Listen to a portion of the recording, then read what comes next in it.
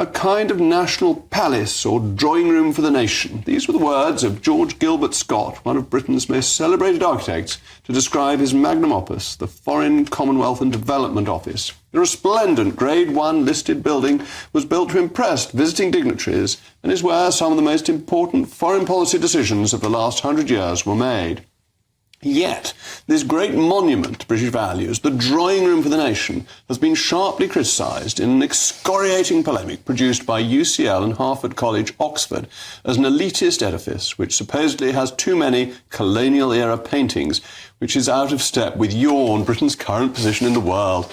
These people are so boring, aren't they? It suggests that modernisation of the building may create a more open working culture, and viewers will, I think, be amused by this because civil servants aren't going into work, so how can they have an more open working culture?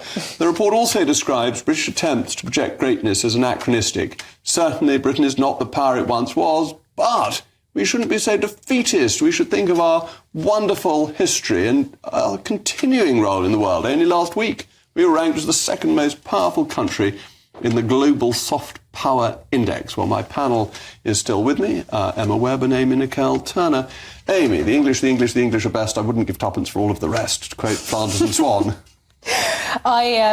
Same old with the criticisms. Actually, you and I spoke about this once before when I was writing a piece for The Spectator, and you made the point that one of the great things about the government buildings and working in Parliament is that it's one of the reasons why it's so offensive to ideologues is that they are incapable of, that being in a modern working environment allows them to forget anything except the endless present that they're working in.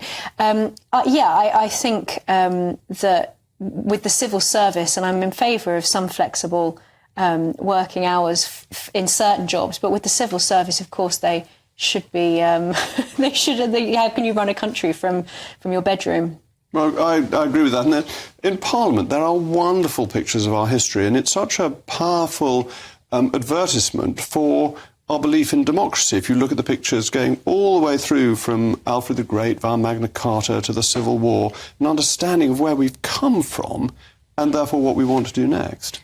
Yeah, but I think what we've established that we want to do next organically, and now legislation needs to echo that rather than the other way around, is that we are going to be working from home because it's actually proved. But shouldn't we be proud of our nation? Whether we're working at home with... I think we'll be prouder of our nation without great buildings. With these discussions about where we're working, and if we're talking about, say, the civil service, for example, we want the most talented people. But right? where we're working is a sort of side effect of this report. This is really about saying the Foreign Office should be rebranded. I don't have a problem with that, really. I just think things it's just so wet. We move, we roll. It's not just wet. I actually think it's immoral. I think it's unethical. I can't. And I know that sounds like it's quite an extreme statement, but actually and we've seen this in all sorts of institutions as well, there is an aspect of this that is deeply immoral.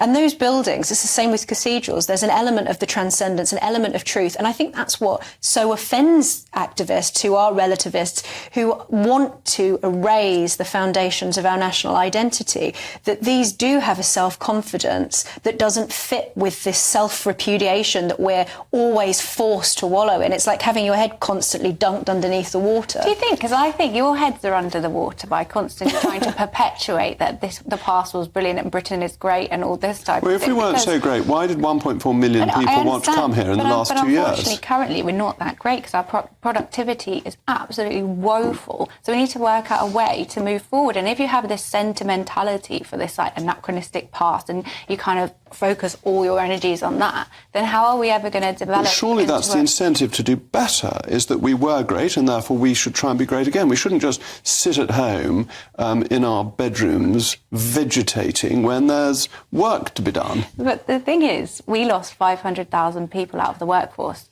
after COVID. People didn't want to go back to work. So realistically, we need to kind of try and think, why is that?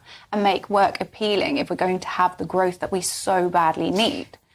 It's not about the past, though. It's also about the future. And I think if you're sitting at home and you're on your dining room table or at the end of your bed working from your lap on your laptop, that is not the foundation of the right environment for building a great nation. And when you're in an environment like Parliament, like the beautiful Foreign and Commonwealth Office, it's one of my favourite buildings in Whitehall, there is this sense of confidence and hope.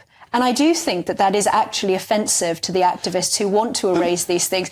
That is a proper foundation for a great nation acting in the world. Sitting on your bed at home is not. And I want to broaden this out a bit, because I think Emma's touching on a really important point, which is values. And surely we believe in our values. We believe in democracy. We believe in freedom of speech. We believe in the rule of law. And these are epitomised by our buildings, which show confidence in what our values have achieved and can achieve in future. Yes, but I think those buildings can also be quite intimidating for a lot of people. And this taps into this idea that you two like to characterise working from home as people sitting on their... Well, we're coming on to working from home because... Come down with me when but Amy, we've got measures introduced over the weekend. I mean, employees now have the right to ask for remote working from the very first day in their job. So we're going to encourage even more idling from home. But this is what frustrates me with your characterisation of working from home, because it's not about idling, is it? It's about it is about complete idling. Broadening the talent pool. No, so I think about the times in my life that I could have really used flexible working. When I had my baby, when I had to care for my grandma when she was dying. Those are the two times, and I was taken out the workforce at those times. Since people have worked from home, we've had a 6% decline in the productivity of the public sector. That is costing about £30 billion a year. The ONS has never found there was any decrease in productivity. The hybrid model of working has been found to increase productivity. We have found that the public sector as a whole, since working from home and COVID came in, has gone down by 6%. I know that coincidence is not causality, but it's pretty strong coincidence. It's also about discipline, and this goes back to what we were saying about the buildings and values, because if we were a more disciplined people, and I think that we as a culture very clearly have lost our discipline, that would be one thing. What if you're a company and I know people who have companies who are struggling to get their employees back to work, those companies will go bust if those employees are not as productive as they would be if they were in the office. However, Amy, I do agree with you in that I do think that some flexibility, particularly for women with families, that kind of flexibility can be beneficial. And if people do have discipline, then sometimes working from home can make them more productive. But in certain contexts, like running a country, you just simply cannot work from home. And it's important, I think, to be in the heart of the seat of power and to be around those buildings that represent the values and anchor that work in the long history of that service. It gives you a sense of your role as a public servant rather than just being in the same context that you would be if you were watching Netflix of an evening at home with your family. I think what you're doing again is you're forgetting that if you don't offer flexible working, then you are immediately not inviting as much talent and happiness and a work-life balance is what creates productivity. What about all those mothers that have to leave the workforce every single year because they can't Actually, being happy does not necessarily create productivity. It actually does. It may be a very nice thing to have. In Denmark, in Finland, but in there's Sweden, a Harvard study says that working from home reduces productivity. We are the second most miserable nation in Europe. Actually, male working is the best indicator of good mental health. And that's proper working, that's what I think. I think for families, some element, like I said, I think some element of flexibility for families,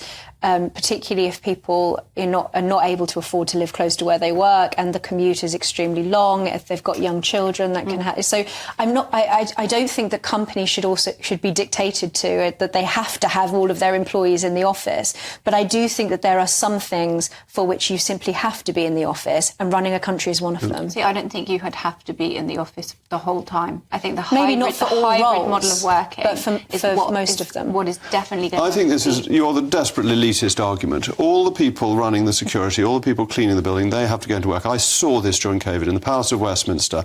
All the people during the poorest paid jobs were in every day. The best paid people, the exception of Mr. Speaker, were the ones who were at home.